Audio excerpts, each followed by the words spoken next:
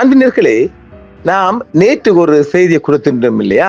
நெதனியாக Trump மோதல், நீ ஒரு முழு பைத்தியம், நான் மட்டும் இல்லை என்றால் நீர் சிறையில் இருந்திருப்பாய் என்று பெஞ்சமின் நெதனியாகவை போனில் கடிந்து கொண்டதாக நாம சொன்னோம் இல்லையா?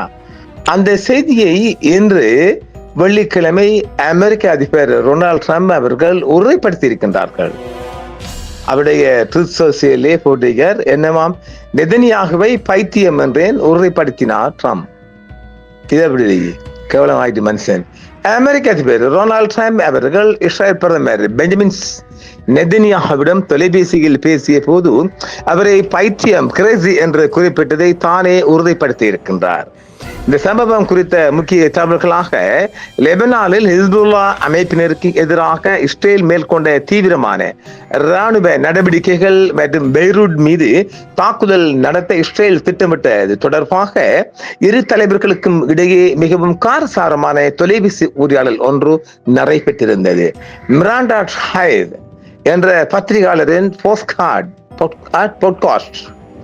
பாட்காஸ்ட் நேர்காணலில் நெதனியாகவை அவ்வாறு குறிப்பிட்டதை ட்ரம்ப் ஒப்புக்கொண்டிருக்கின்றார். லெபனானுடன் தொடர்ந்து சண்டையிடுவது தமக்கு அதிருப்தி அளித்ததாகவும் நெதனியாகவை பிபிஎன் சொல்லுங்க, நாம் இதை நிறுத்த வேண்டும் என்றும் அவரிடம் கூறியதாகவும் ட்ரம்ப் தெரிவித்துள்ளார். இந்த உரையாடலின் போது ட்ரம்ப் கடுமையான வார்த்தைகளை பயன்படுத்தியதாகவும் நெதனியாகவை நோக்கி காட்டமான கருத்துக்களை தெரிவித்ததாகவும் எக்ஸிஸ் போன்ற ஊடகங்கள் முதலில் செய்தி வெளியிட்டன அல்லவா? அந்த தகவல் தற்போது அதிபரால் அதாவது டொனால்ட் ட்ரம்ப் அவர்களால் உறுதிப்படுத்தப்பட்டுள்ளது.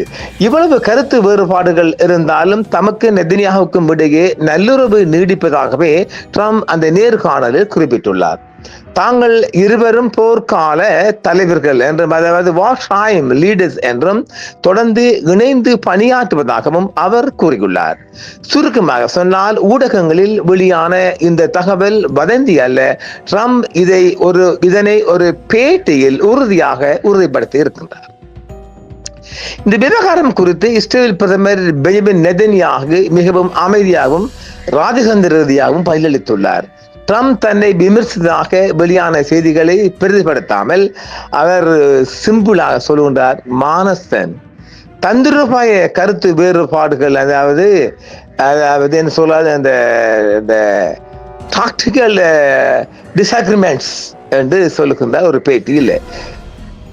தமக்கும் ட்ரம்புக்கும் இடையே கருத்து வேறுபாடுகள் இருப்பது உண்மைதான் என்று அவர் ஒப்புக்கொண்டார். யாரு? பெஞ்சமின் நெதன்ஸ் ஒப்புக்கொண்டார். ஆனால் இது ஒரு குடும்பத்துக்குள் நடக்கும் சாதாரண கருத்து வேறுபாடுகளை போன்றது என்றும், லைக் த பெஸ்ட் ஃபேமிலிஸ் என்று அவர் குறிப்பிட்டுள்ளார். கொள்கை அளவில் அல்லது அடிப்படை விஷயங்களில் தங்களுக்குள் எந்த மோதலும் இல்லை என்றும், இஸ்ரேலின் பாதுகாப்பு மற்றும் ஈரானின் அணு ஆயுத திட்டத்தை தடுப்பது போன்ற முக்கிய இலக்குகளில் தாங்கள் இருவரும் ஒரே நிலையில் தான் இருக்கிறோம் என்றும் அவர் குறிப்பிட்டுள்ளார். நல்லுறவு, நாங்கள் காலை நேரத்தில் சில விஷயங்களில் உடன்படாமல் இருக்கலாம், ஆனால் மாலைக்குள் அதற்கான தீர்வை எட்டி இணைந்து செயற்படுகின்றோம் என்றும் நெதன்ஸ் கூறியிருக்கின்றார். நெதன்யாகு ட்ரம்புடனான உறவு இப்போதும் வலுவாகவே இருப்பதாகவும் நெதன்ஸ் தெரிவித்திருக்கின்றார். கருத்து வேறுபாடுகளை தீர்ப்பதற்கான வழியை நாங்கள் எப்போதும் கண்டறிந்து விடுகிறோம் என்றும் அவர் அந்த நேர்காணலில் தெரிவித்திருக்கின்றார். நெதன்யாகு இந்த விவகாரத்தை ஒரு பெரிய மோதலாக காட்ட விரும்பவில்லை என்றும், ட்ரம்ப் குறிப்பிட்டது வெறும் தந்திரோபாய ரீதியான டாக்டிக்கல் கருத்து வேறுபாடு மட்டுமே என்றும், தங்களுக்குள் வலுவான கூட்டணி நீடிப்பதாகவும் அவர் தெரிவித்துள்ளார். இது இல்லையா ராஜதந்திரம்? இந்த விவகாரம் குறித்து இஸ்ரேல் பிரதமர் பெஞ்சமின் நெதன்யாகு மிகவும் அமைதியான முறையில் தான் இந்த பதிலை கொடுத்திருக்கின்றார். சுருக்கமாக சொன்னால், நெதன்யாகு இந்த விவகாரத்தை ஒரு பெரிய மோதலாக காட்டாமல், அது எங்கிட்ட ஃபேமிலி மேட்டர், நீங்க அதுக்குள்ள மோகன் உழைக்காங்க மூக்கு நோட்டாங்க மனுஷன் சொல்லாம சொல்லுது.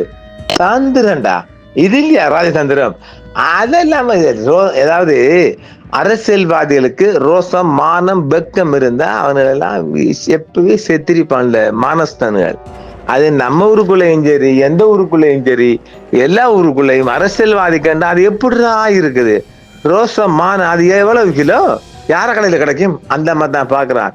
அந்த ஆளு போன்ல பேசி உரிச்சு உப்புத்தராய் போட்டு இப்படி மானத்தை வாங்குது.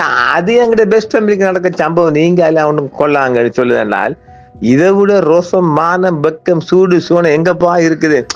அதெல்லாம் போய் எவ்வளவு காலம் ஆக. ரம்ஸ் அவர்களின் செய்தி ஒரு பொய்யான செய்தி அல்ல, உண்மையான செய்தி. நடந்த உண்மை அவரே ஒப்புக்கொண்டு அழகாக சொல்லிக்கிறார், தெளிவாக சொல்கிறார். மானம் காத்துல போனாலும் அது எங்களுக்கு கவலை இல்லை, எங்களுக்கு அரசியல் தான் முக்கியம், அரசியல் தான் வேண்டும் நெதன் சொல்வது பார்ப்போம் தொடர்ச்சியான காணொலிகளில்.